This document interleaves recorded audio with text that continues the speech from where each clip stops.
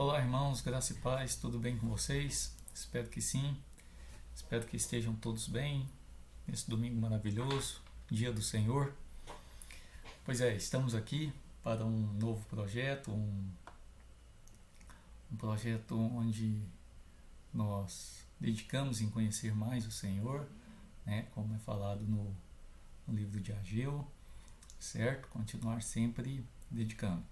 Conversei com o pastor Abinaildo e Deus colocou no meu coração a vontade de estar estudando com os irmãos, né? E como vocês sabem, eu trabalho estudando e pretendo e me propus a ler um livro junto com os irmãos. Vocês estão me vendo aqui pela tela do meu computador, porque eu pretendo apresentar com os irmãos algumas coisas.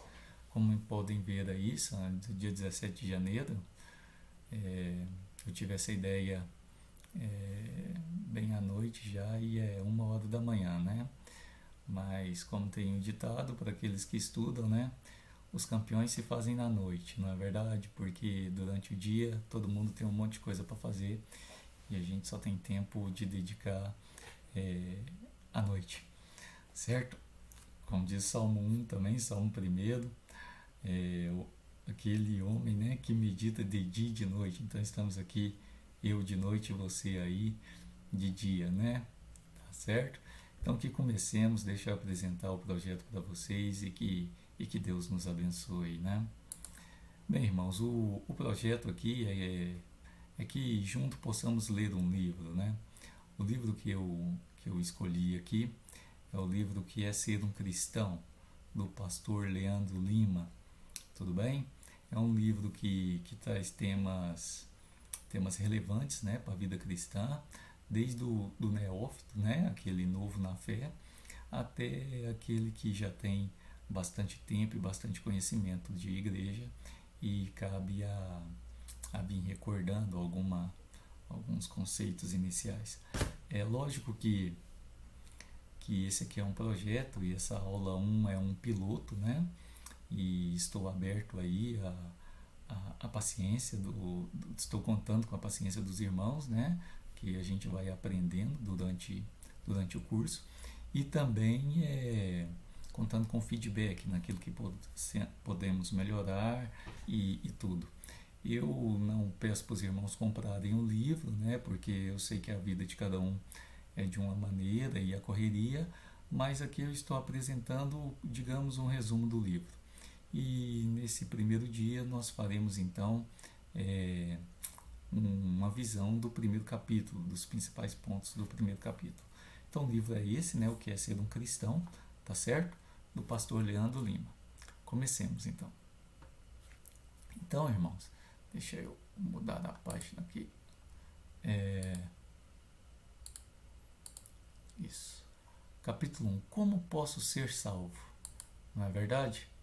Como posso ser salvo? Essa é uma pergunta que passa por todo mundo, né? A pergunta tem alguns pontos de vista, porque nós vivemos num mundo secularizado, onde não acredita mais nessa ideia de céu, inferno, salvação, Deus. Esse mundo hoje não olha para o Senhor, na verdade desde sempre, né? Então o que as pessoas falam é exatamente o que? Salvo, mas salvo de quê? Não é verdade? O que está acontecendo comigo? Não é verdade? Eu tenho a minha vida para trabalhar, para fazer as coisas, mas a própria palavra do Senhor nos traz o seguinte: o que aproveita o homem ganhar o mundo inteiro e perder a sua alma? Não é verdade? Então nós temos aquele sentimento, né, que é interior a todo mundo da existência do Deus, né? Que a nossa vida ela não se limita somente a esse tempo que estamos aqui na Terra. Então a palavra do Senhor nos traz esse questionamento, né? Que aproveita o homem ganhar o mundo inteiro e perder a alma, não é verdade? Então devemos nós a preocupar, né, com a nossa vida eterna, com, com a nossa com o o pós-morte, né? E o assunto principal da escritura sagrada é exatamente a salvação eterna, certo? Reconhecendo o estado de pecado. Então, a primeira coisa que o homem deve fazer é reconhecer, né, a sua condição de pecador. Deixa eu trazer aqui para baixo para que possamos ler ali.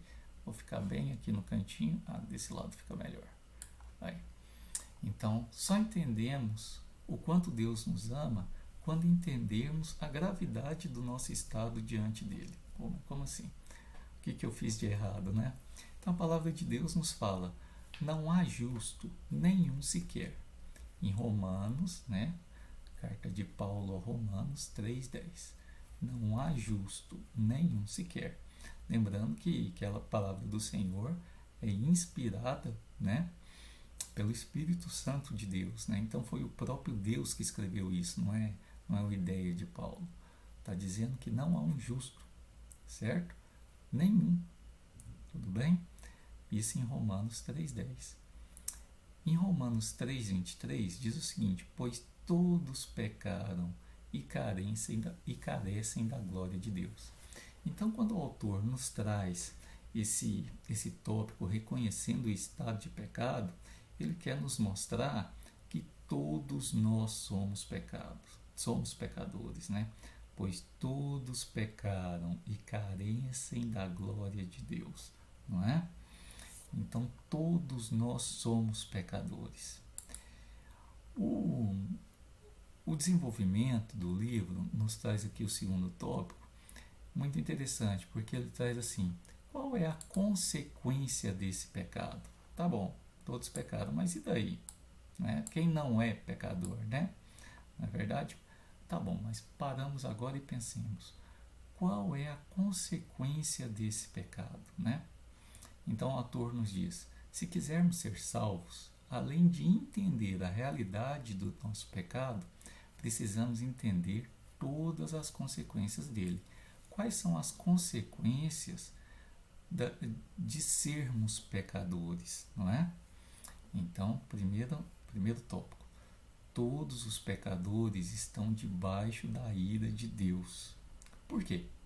Né? Romanos 6,23. O salário do pecado é a morte. O nosso Deus, ele é santo, santo e santo. Assim diz a sua palavra. Significa que ele é 3 vezes santo. Não é? Um santo já é muita coisa. 3 vezes santo, não é verdade? É 3 vezes separado. E quando nós pecamos, não é verdade? Quando nós pecamos, nós estamos mortos para o nosso Deus. É assim que diz a nossa palavra. Mas você fala: poxa, mas eu não pequei. Não, meu amigo.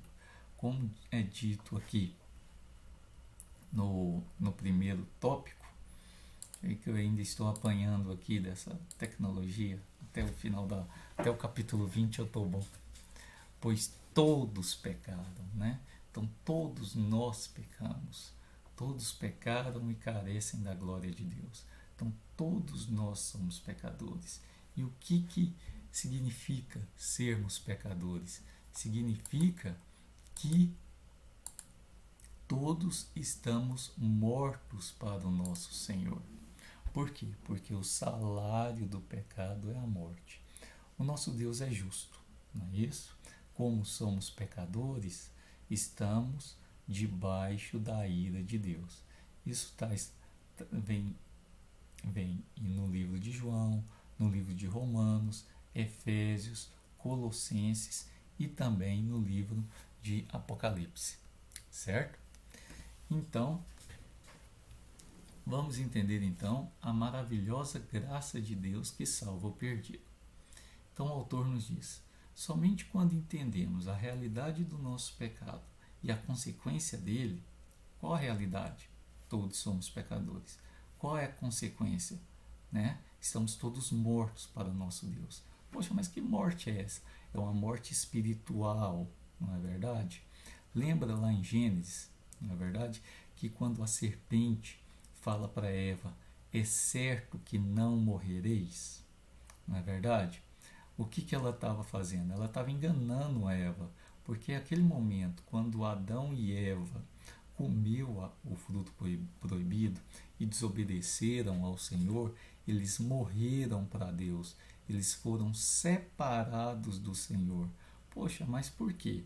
Porque o nosso Deus é santo, santo e santo. Tudo bem? Então, a consequência de estarmos mortos para Deus é que estamos separados dele, certo? Tudo bem, continuemos então. A consequência dele é de estarmos preparados. Somente quando entendemos a realidade do nosso pecado e a consequência dele é que estamos preparados para entender o amor de Deus e o maravilhoso plano da salvação. Como assim? Estando nós mortos para o Senhor é tão maravilhoso, tão gracioso e amoroso que ele criou um plano da salvação para nós. Vejamos e paramos para pensar nessa ordem. Nós estávamos mortos para o nosso Deus e partiu dele, do nosso Senhor, um plano da salvação para nós homens. Não veio de nós, mas sim uma graça imerecida do nosso Deus para conosco.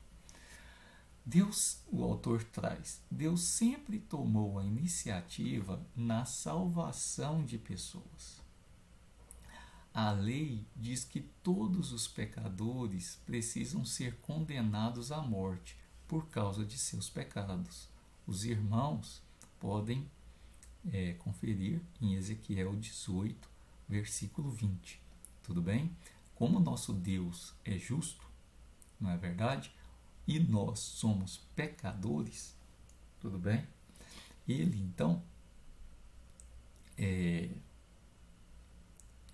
o certo é que todos os pecadores devem ser condenados à morte por causa dos seus pecados, tá certo?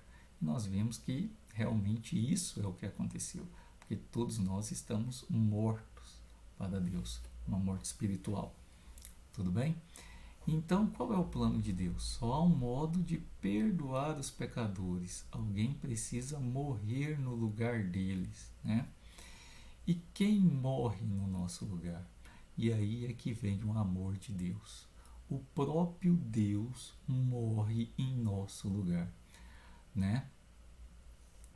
Nós sabemos que o plano maravilhoso da salvação é que o Senhor mandou seu único filho, filho unigênito, a segunda pessoa da Trindade, o Senhor Jesus Cristo, para que se encarnasse, não é? O Verbo se encarnou, não é isso? Ele viesse à Terra, né? E morreu em nosso lugar, como está escrito aqui em 1 Pedro 3,18. Pois também Cristo morreu uma única vez pelo pecado, o justo pelos injustos, para conduzir-vos a Deus. 1 Pedro 3,18. Então Deus nos amou de tal maneira, não é? Como é dito em João 3,16, né? Que mandou o seu Filho unigênito, para que todo que nele crê não pereça, mas que tenha a vida eterna. Não é verdade? Então Deus nos mandou, Deus criou um plano para nós, nós estávamos mortos, e Ele criou um plano para nos salvarmos. Como? Aquele nosso pecado foi carregado pelo Senhor Jesus Cristo, certo? Então, quando que... Ali eu escrevi errado, ó. Um errinho ali, na próxima eu já organizo. Item 4. Convertendo-me a Cristo de todo o coração. Então, como que eu me converto ao Senhor? O que vem essa palavra converter? Converter é tornar-se crente? Não, né? Não é isso. Se você for ver no nosso dicionário, né, o converter significa virar, né? Retomar, mudar direção, é isso? Então, quando eu converto a Cristo, certo? eu estou tomando a direção de Cristo, eu estou indo na direção de Cristo. Então, conversão consiste do verdadeiro arrependimento e da verdadeira fé. Lembremos aqui em João 1,12: mas a todos quanto receberam, deu-lhes o poder de serem feitos filhos de Deus, a saber, aos que creem no seu nome. Certo? Então a salvação, ela é concedida quando entendemos nossos pecados e a condenação deles. Isso aqui parece simples, mas isso tem que estar muito bem fundamentado em nós, certo? Então nós entendemos nossos pecados. O que isso significa? Nós entendemos que nós somos pecadores. Nós nascemos em pecado, como é dito no Salmo de Davi, Salmo davídico, que em pecado nós fomos concebidos. É verdade? Então nós nascemos pecadores, certo? E qual que é a consequência de sermos pecadores? A consequência de sermos pecadores, como vimos, é que o salário do pecado é a morte. Que morte é essa se eu estou vivo? Você está morto para Deus, é uma morte espiritual, certo? Então, nós compreendemos a graça divina, certo? Como que nós compreendemos a graça divina? Compreendendo que Deus partiu do Senhor um plano maravilhoso da salvação para conosco, certo? Então nós demonstramos sincero arrependimento diante de Deus e dos homens e cremos de todo o coração na salvação que Jesus Cristo proporcionou a nós. Poxa, mas isso então, presbítero, quer dizer que eu vou deixar de ser pecador? Não, meu irmão. Ainda nessa terra nós continuamos pecadores, certo? Mas como a palavra do Senhor nos diz, nova criatura nós somos, não é? O Espírito Santo, a partir do momento que ele habita em nós, ele nos traz o arrependimento dos nossos pecados e nos transforma numa nova criatura.